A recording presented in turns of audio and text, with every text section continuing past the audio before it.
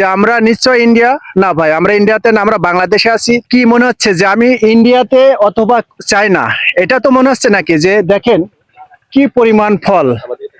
এই লেবুটা দেখলে কি মনে হয় যে আমরা নিশ্চয় ইন্ডিয়া না ভাই, আমরা ইন্ডিয়াতে না, আমরা বাংলাদেশে আছি। তো বাংলাদেশের যশোর জেলা চৌগাছা থানা হাকিমপুর গ্রামের আমাদের মিলন ভাই এই লেবু চাষটা করেছে। তো এই মিলন ভাইয়ের চাষের যে টেকনিকটা আসলে কি কৌশলে করার পরে এত পরিমাণ লেবু আসছে, সাধনাটা কি ছিল, সে সফল হয়েছে কিন্তু। আসসালামু আলাইকুম ভাই, ভালো আছেন? জি আলহামদুলিল্লাহ ভালো তো আপনার এই কমলা বাগানে আসার পরে আমরা তো মনে করছিলাম যে আমরা ইন্ডিয়াতে আছি বা চায়নাতে আছি, যে আসলে বিশ্বাসই করা যায় না ভিডিওতে না, মানে সরাসরি এসে না দেখলে। তো আজকে সরাসরি এসে খুব ভালো লাগলো। তো আপনার এই চাষের আপনার মানে টেকনিকটা কি ছিল যে এত লেবু ফলানো বাংলাদেশের মাটিতে, বা সম্ভব এগুলো? সম্ভব না হইলে আমি কি করে পারলাম, ঠিক আছে, এটাই হচ্ছে প্রথম কথা।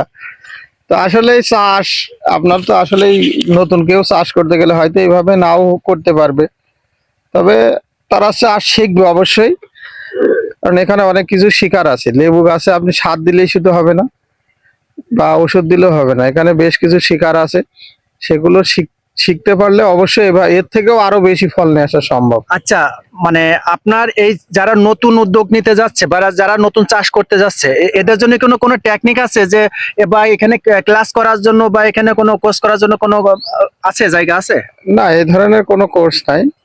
আমার এখান থেকে চারা নিলে যদি সে রোপণ করে, তারপরে সে আস্তে আস্তে অবশ্যই আমার মাধ্যমে জানতে পারবে। মানে সেটা আপনি শেখাই দেবেন? আমি শিখাই দেবো, ইনশাল্লাহ আমি শিখাই দেবো।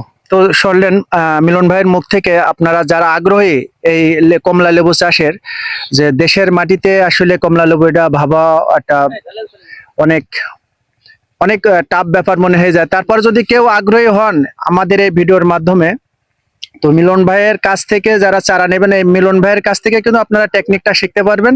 তো ভাই এই এই এই চারাগুলো কি আমাদের কোন জাতে, কোন দেশের এগুলো? এটা ইন্ডিয়ান একটা ভ্যারাইটিস, ম্যান্ডারিন কমলা বলে। ইন্ডিয়ান। যে চায়না গুলো যে এগুলো ওইটাকে রামরঙ্গন বলে। ওইটার থেকে আমাদের সাইজটা একটু ভালো এবং ওর থেকে এটা খাইতেও মিষ্টি এবং রসালো।